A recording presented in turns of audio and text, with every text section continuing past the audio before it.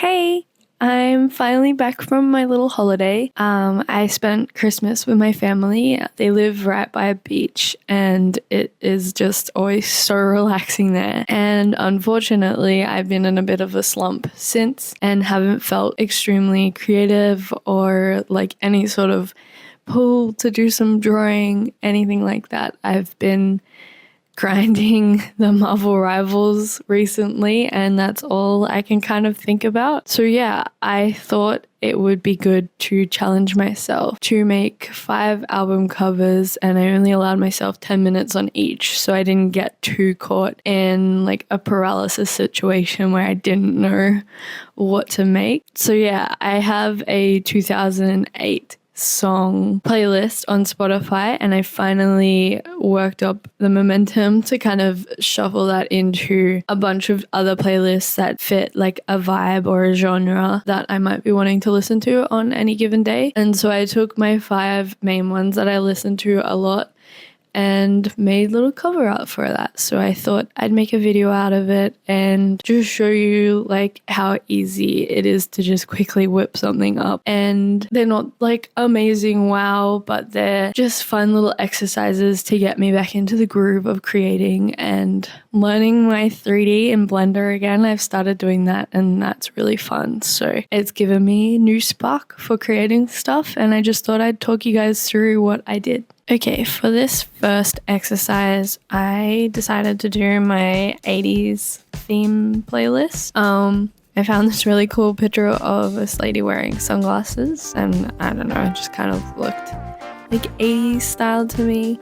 A lot of the music I have on this playlist isn't like pop 80s, it's more like rock, kind of Deep Purple and Electric Light Orchestra, those kind of songs. Earth, Wind and Fire kind of big on there. So I was going for a more muted kind of 80s look for it. All the photos that I'm finding for this are on Unsplash. I just looked up lens flare on there and I found this really nice one with the black background, which makes it super duper easy to just put a blending mode on the layer and then you can just overlay it onto the image so it looks like a lens flare on the image. I went for the color dodge as it gave it an overall golden kind of tone, which really complemented the colors in the image. As you can see, blues, golds, browns go really, really lovely together, especially with an 80s overall vibe. With the lens flare, I then positioned it in the bottom right corner. This is just because it looks like the light source of this image is coming from the bottom right, so it just kind of made sense that the lens flare would be down there, so then it looks like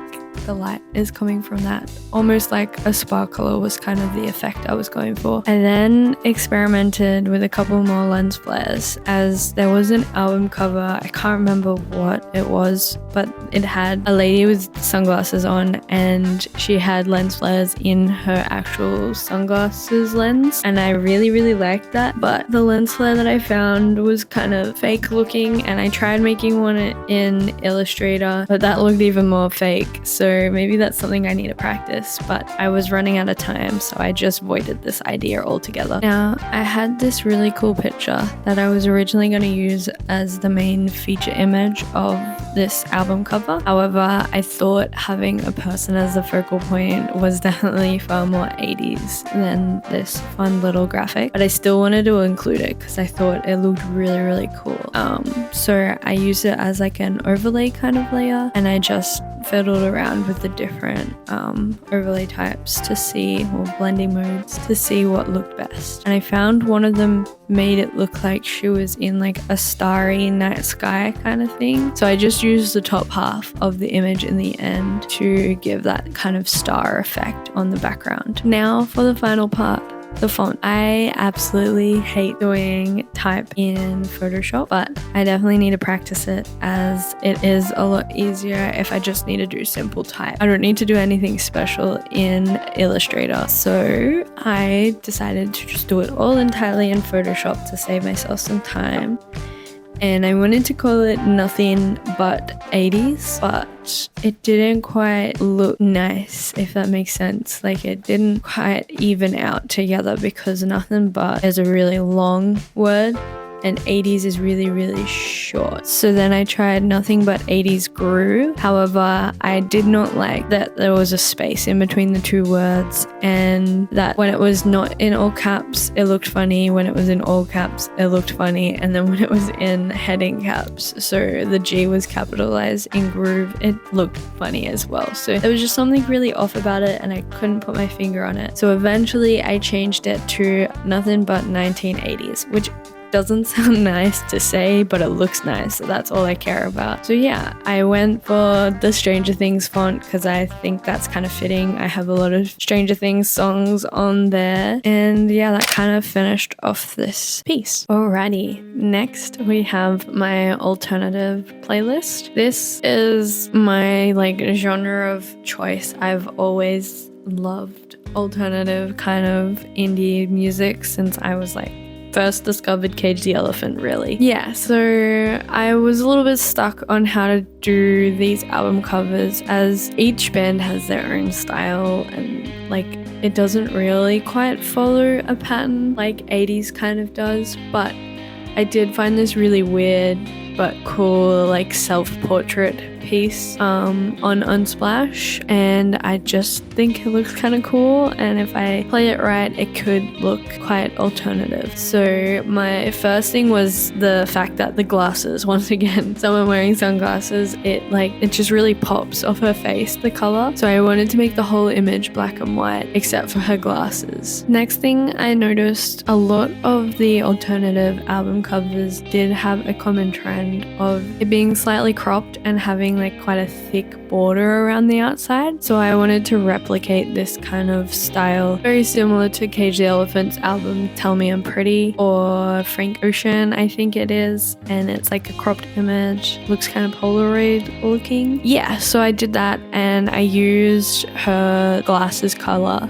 as the background so that it sort of ties in. It's only two colors, the maroon and black and white. And then over the entire thing, I put a texturizer with the sandstone selected on it, as I thought this would just give it a really nice rough texture. I was going for a paper Polaroid kind of picture thing. And yeah, I didn't really know what to call this album. On Spotify, I just have it labeled Alt, but I didn't really want to put that on there.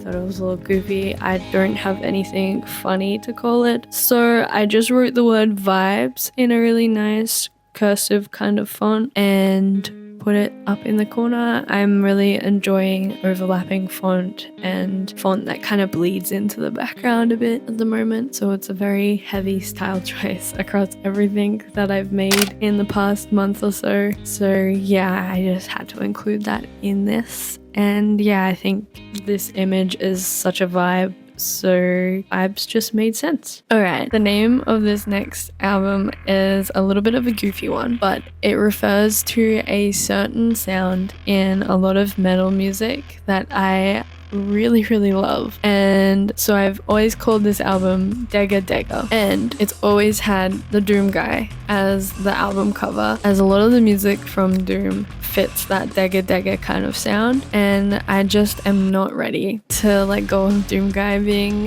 the front runner for this album. So I took a cropped image of the Doom Eternal cover, and I used AI in Photoshop to expand it so it looked like he was kind of in this environment. It was hard to get. It would have been really cool if the AI could have done all the demons that he was standing on top of, but I knew it wasn't ever going to do that.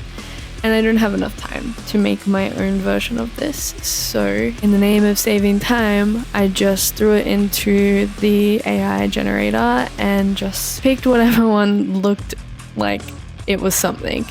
And this last one that it did kind of looks like a volcanic sort of area, possibly Mars, but yeah, it's cool. That saved a shit ton of time, but I encourage you to make your own backgrounds and not just use the AI, as it's not all the way done yet. It's handy, but it's never looks quite right. So I then decided to disguise the fact that it's AI with doing a lot of fonts and texturizers over the top. I have this really lovely black letter font that I use for a lot of the emo/metal nights at the pub that I work at, and I just decided to use that for this as it fits the Dega vibe, and I just think it looks so sick the way it blends into the font underneath. I tried it in black first. I thought it looked really cool, but I thought it was really quite plain, and it felt like I'd only used like 3 minutes to make this one at this point, and I wanted to play around more. Just felt like a serious cop out after using AI and then just putting black font on top of it. So I found this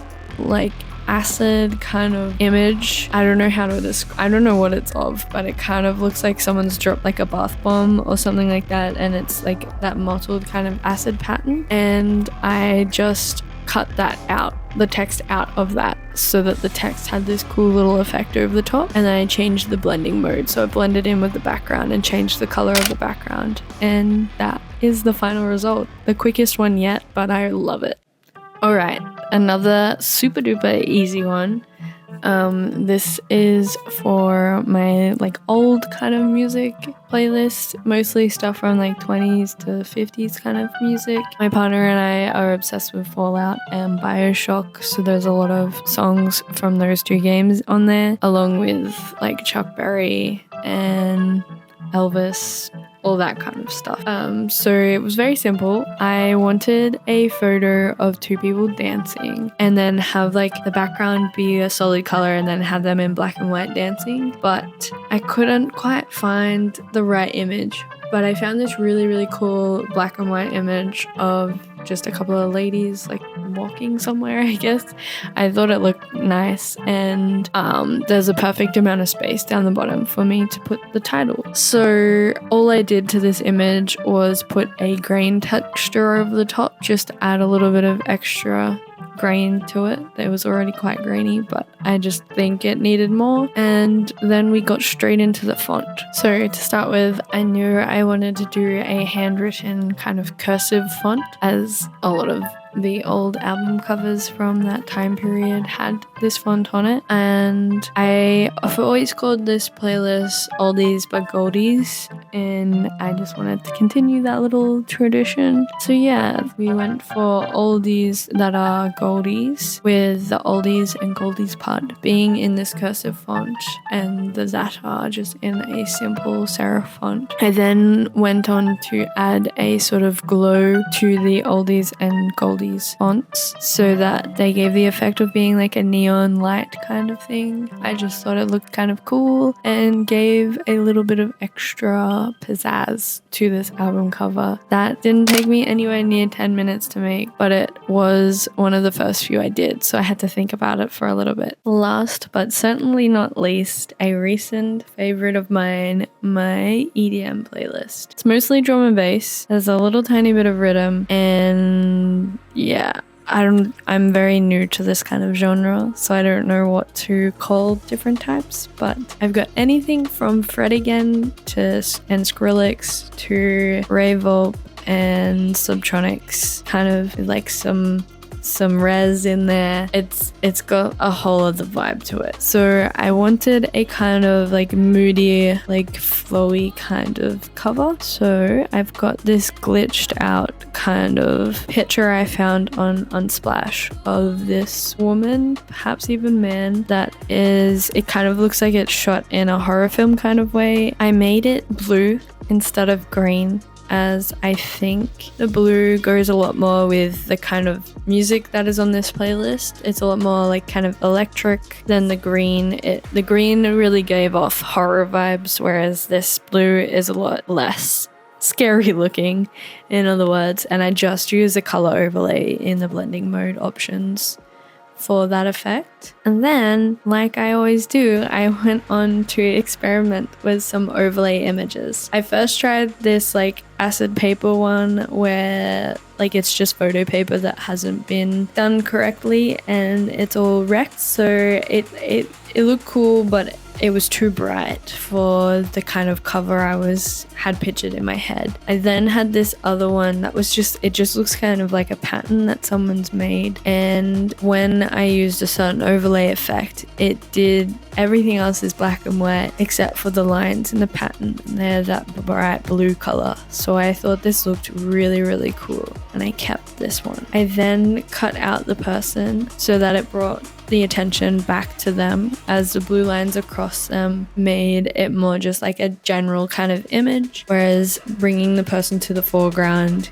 gave it a tracking point for your eyes to instantly be drawn to. I made the person black and white. The original plan was to make them blue, but I thought that looked a little funny. The black and white was the way to go, with the blue swirls in the background. Now it is time for the text, my absolute favorite part.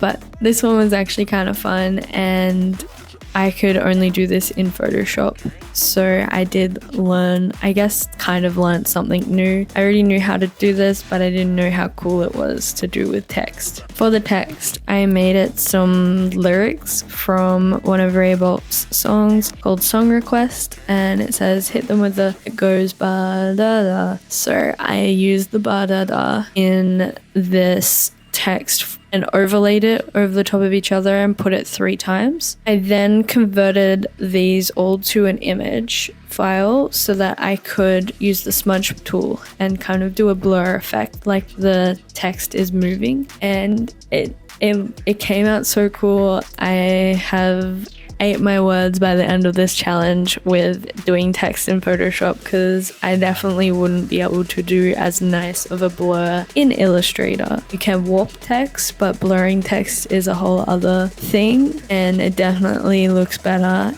in Photoshop. So this was the final result.